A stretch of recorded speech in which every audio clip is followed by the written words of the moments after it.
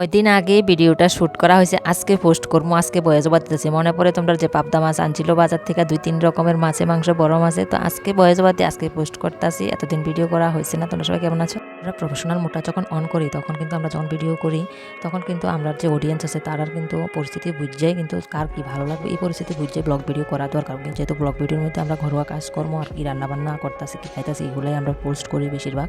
আর এখন আমি বেশিরভাগ ভিডিও কমই দিই, খুব কমই ছাড়ি। ফেসবুকে এখন টিকে থাকা খুবই মুশকিল, মানে ইনকামের পরিমাণটা এতটা কম দিছে, কম সেন্ড করে, মানে কি কইতাম আর, মানে ধৈর্য ধরে কাজ করতে লাগবো।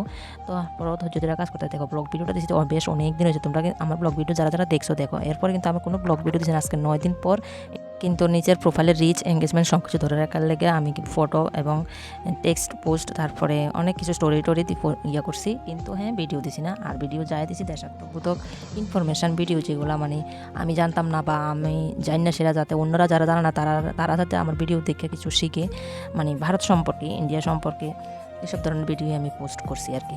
তো দেখাও এখানে পরের দিন তো মাছ আনছে, তো মাছটি ঝোল করে আলতেছি পাবদা মাছের। আর পাবদা মাছ কিন্তু ভালো করে ভাজতে লাগে, আবার তেলের ছিটকা পড়ে, এই কারণে আমি একটু কম তেলে ভাজি। আর বেশি তেল দিয়ে ভাজলে আছে না পাবদা মাছ তুমি যতই মানে ইয়ে করে সাবধানতা ইয়ে করে করো, কিন্তু হাতে তেলের ছিটকা পড়বই যদি দূর দূর করে না বাসো, তেলটা একটু পরিমাণ কম না দাও। তো এইদিকে পাবদা মাছের ঝোল করে লাইতাছি। পাবদা মাছের ঝোল আর রান্না হইব তিত করলা আলু ভাজা। তোমরা বাড়িতে কে কি রান্না করছো? ফাঁকে দিয়ে একটা কথা কইয়া দিতাম চাই তোমরা, যে যারা অফলাইনে কাজ করে তাদের কাজ কোনোদিন বন্ধ হয় না, আর যারা অনলাইনে কাজ করে তার কাজ নির্ভর করে দেশের পরিস্থিতির উপর। ঠিক বললাম কিনা কমেন্ট বক্সে কমেন্ট করে জানাইও। তোমরা কার কার পাবদা মাছের ঝোল ভালো লাগে। এদিকে 4-5 টুকরা যাই আছে।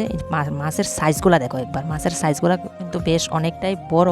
আর আমার কিন্তু কড়াইটাও ক্যামেরার মধ্যে তোমরা কীরকম বোঝাচ্ছ ঠিক কইতে পারতেছি, আমার কড়াইটাও কিন্তু বেশ অনেকটাই বড়। এখানে হয়তো বা 1.5 কেজি মাংস একসাথে রান্না করা যাবে, এরকম বড় একটা কড়াইয়ের মধ্যে রান্না করি। আগে একটা কড়াই আছিল, ওই কড়াইটা একটু লিক হয়ে গেছে, মাঝে দিয়ে ছিদ্র হয়ে গেছে মাঝখান দিয়া। তো বেশ অনেকগুলাই আছে, কিন্তু বড় দিয়ে গ্যাসের চুলার মধ্যে বয়াতে তো অসুবিধা হয়, এই কারণে। এরই মধ্যে আর আমি ভিডিও একটা কিচ্ছু ক্লিপ শেয়ার করছি না, মানে একদম ভিডিও করার মানসিকতাই আসছিল না। তো দেখো আমার এদিকে বাসরপুতের বিয়া, তো উঠান্না বিয়া হয়েছে, এটা বাড়ির মধ্যে আমরা বিয়েটা মানে হয়েছে। তো এইদিকে সবাই তো কাজকর্ম করতেছে, আর এদিকে দুই বউ বড় বউ সব কিছু মানে নিয়ম কানুন করতেছে। আর আমি একটু তোর ভিডিও ক্লিপ তোমরা লগে মানে শেয়ার করার লেগে নিছি জাস্ট। আর সারাদিনে আমি কিন্তু কোনো ভিডিও করছি না। এর ভিডিওটা এডিট করতে করতে বাংলাদেশের যে পলাশ সাহার যে ভাইরাল টপিক, ওই নিয়ে একটা কথা মন্তব্য করতাম চাই আমি ভিডিওর মাধ্যমে। এর উদ্দেশ্যে আমি একটাই কথা কমো, যখন নিজের বউ আর মায়ের মধ্যে তোমরা সম্পর্কটা ব্যালেন্সভাবে টিকে রাখতে পারবে না, সব কিছু ধরে রাখতে পারবে না ঠিকঠাক, তখন কিন্তু মায়ের পছন্দ করা মেয়ের সাথে তোমরা বিয়ে করা উচিত। আর নিজের পছন্দ করা মেয়ের সাথে বিয়ে করবা, আবার নিজে যে সারা জীবনের লেগা মেয়েটার ভালো রাখার দায়িত্ব নিছো, ওই মেয়েটাকে কষ্ট দিতেছে তোমার মা, কিন্তু তুমি তাকে প্রোটেক্ট করতে পারছো না, তাইলে তুমি কিন্তু বিয়ার বয়স এখনো হয়ে উঠছে না। তোমরা বিয়ার বয়স এখনো হয়ে উঠছে না, তোমরা হচ্ছে মেরুদণ্ডহীন পুরুষ। এটা আমার মনে হয় তারা হলো কাপুরুষের লক্ষণ। বাংলাদেশের নাটক সিরিয়াল যত মানে সিনেমা আছে, বেশিরভাগ সিনেমাই খুবই মানে ঘরোয়া টাইপের। আর শাশুড়ি বোমাদের কথা তো কইয়া লাভ নাই, খুবই টক্সিক জিনিসটা, মানে এত বাজে লাগে। আর জিনিসটা ঘটনাটা দুনো পক্ষের শূন্য, খুবই বাজে লাগে। এর সাথে এতটা অন্যায় হয়েছে, আর আমরা ভিন্ন রাষ্ট্র থেকে আমরা প্রতিবাদ করতে পারি না, এই আবার কেমন কথা। অনেকে আমাকে কমেন্টের মধ্যে অনেক ধরনের কথাবার্তা কইছে।